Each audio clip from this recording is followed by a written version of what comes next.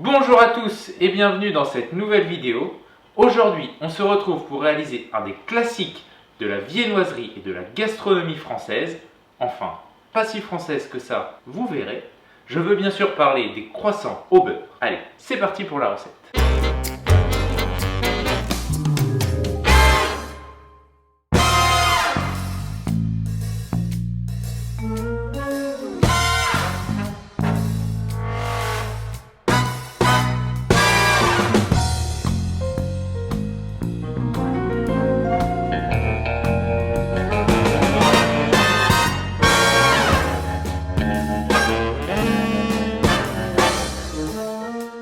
Et comme à l'accoutumée, on commence tout de suite par l'historique et les petites anecdotes au sujet des croissants. Il faut savoir que les croissants ne sont pas une invention française, malgré le fait qu'on les associe souvent à la France. En effet, ils auraient été inventés à la fin du XVIIe siècle par des boulangers, mais non des boulangers français, mais bien des boulangers viennois. Enfin, viennois selon certaines sources, mais selon d'autres, juste des boulangers autrichiens. Et là, vous voyez peut-être la chose arriver. Vienne, capitale de l'Autriche, viennoiserie, coïncidence? Je ne crois pas. Je vais maintenant vous raconter la petite histoire de la création du croissant. À la fin du XVIIe siècle, les Turcs sont aux portes de Vienne et assiègent la ville. Ils veulent s'emparer de la ville et, pour être discrets, ils décident de creuser des tunnels et de prendre à surprise l'ensemble des Viennois. Malheureusement pour eux, un boulanger, ça se lève tôt. Et là, les boulangers viennois, s'étant levés tôt pour cuire le pain notamment, entendent des bruits étranges venant du sous-sol. Étant mis au courant de la présence des Turcs aux portes de Vienne, ils décident donc de prévenir l'armée qui tombe nez à nez avec les Turcs en train de creuser leur tunnel. Cela permet aux Viennois d'éviter l'invasion et de repousser les Turcs en dehors de leurs frontières. Pour remercier les boulangers, on leur offre la possibilité de créer un petit gâteau.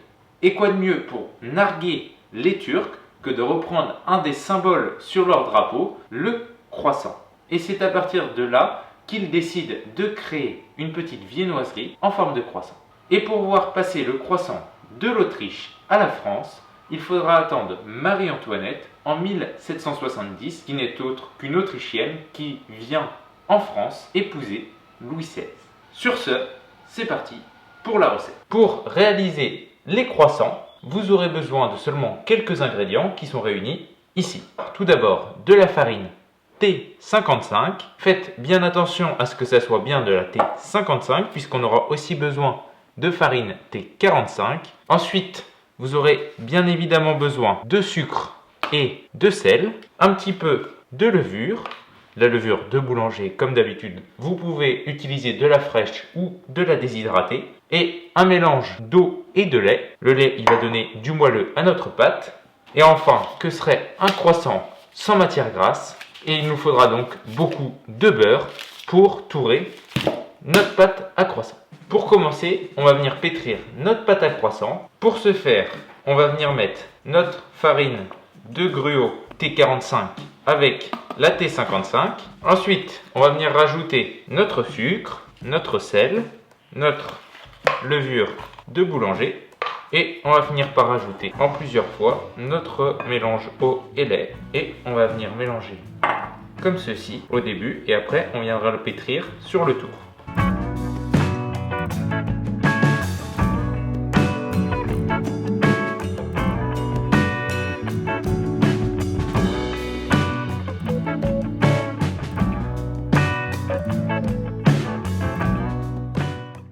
À la fin de votre pétrissage manuel ou avec un robot, vous devez obtenir une boule de pâte comme ceci. Elle est bien lisse et homogène. Elle a du corps, ça rebondit. Cette pâte, on va venir la laisser reposer au minimum 1 heure au frigo et on va passer après à l'étape la plus délicate qui est le tourage.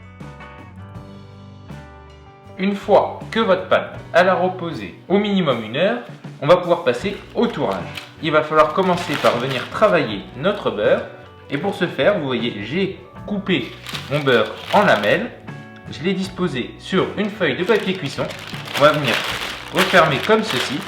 Et avec un rouleau à pâtisserie, on va venir taper dessus pour l'aplatir.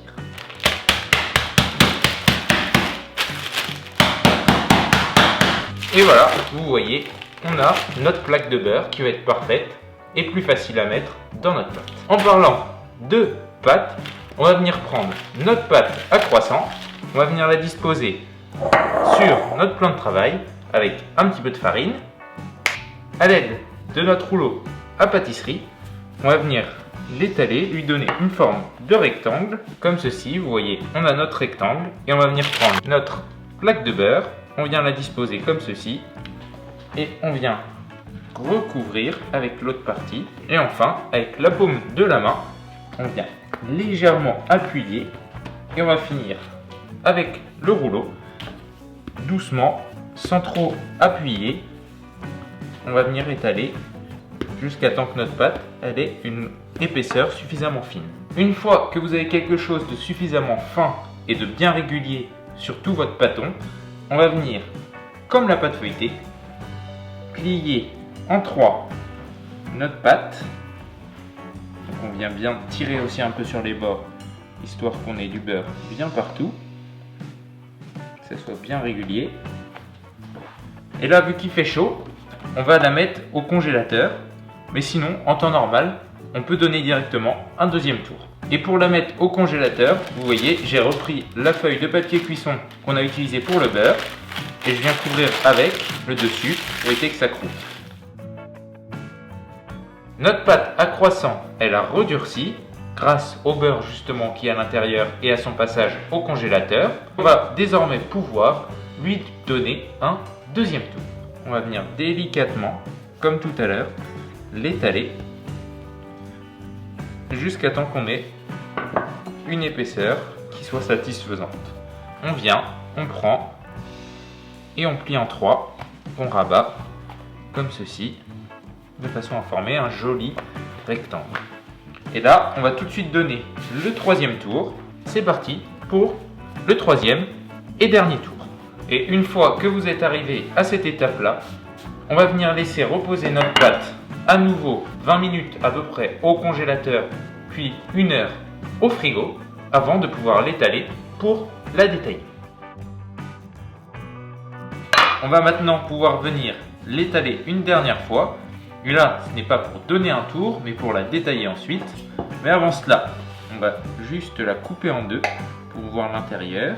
Et là, vous voyez, je ne sais pas si la caméra va faire la mise au point, mais on voit bien tous nos feuillets, donc nos alternances de beurre et de pâte. Ça veut dire que notre pâte est à peu près bien réussie. Et maintenant, on va venir étaler ces morceaux de pâte pour faire nos croissants. Avec un couteau, on va venir découper nos croissants. La forme caractéristique, ça part d'un triangle. À savoir qu'un croissant classique doit faire environ 80 grammes. Et on va venir juste faire une petite entaille comme ceci. On prend le morceau de pâte. Pour rouler, c'est la partie vraiment ludique.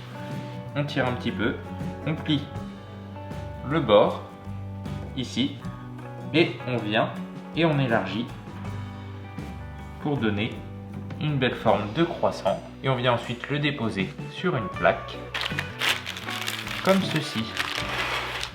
Avec cette pâte, vous pouvez aussi réaliser des pains au chocolat. Et pour ce faire, c'est tout aussi simple que les croissants. Vous découpez un morceau de pâte comme ceci. On va venir mettre des morceaux de chocolat. Là, j'ai coupé des morceaux dans la longueur pour que ça fasse une barre. Et on vient rouler comme ceci. On reprend un autre morceau. On met 2 barres par pain au chocolat. Et on vient rouler comme ceci.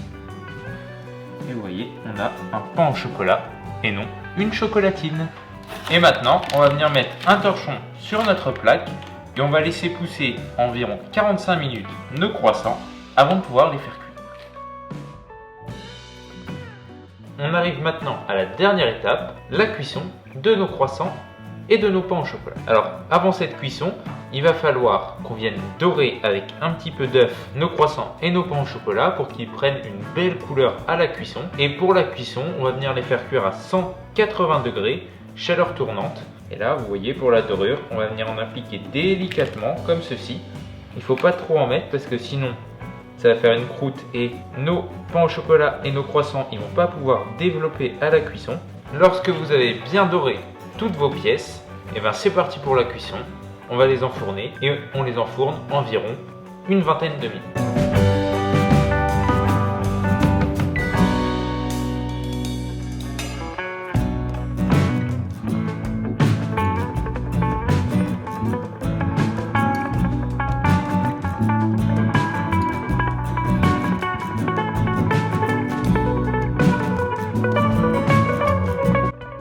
Et voilà, après la cuisson, vous devez obtenir des jolis croissants comme ceci. Là, on voit bien les feuillets qui sont quand même très fins. Ça, c'est signe d'une bonne qualité de croissant et qu'on a bien touré notre pâte. Et vous voyez les pains au chocolat, donc vraiment, on a quelque chose aussi qui est très bien feuilleté, où on voit bien l'ensemble des feuillets qui sont très bien visibles, donc l'alternance pâte et beurre. On va passer à l'instant ASMR, puisqu'on va découper un croissant pour regarder l'intérieur.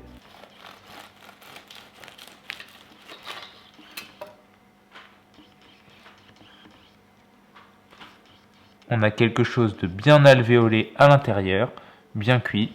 Ça sent bon la fermentation, mais c'est très léger, avec une couleur bien crème de la mie. Et puis au bruit,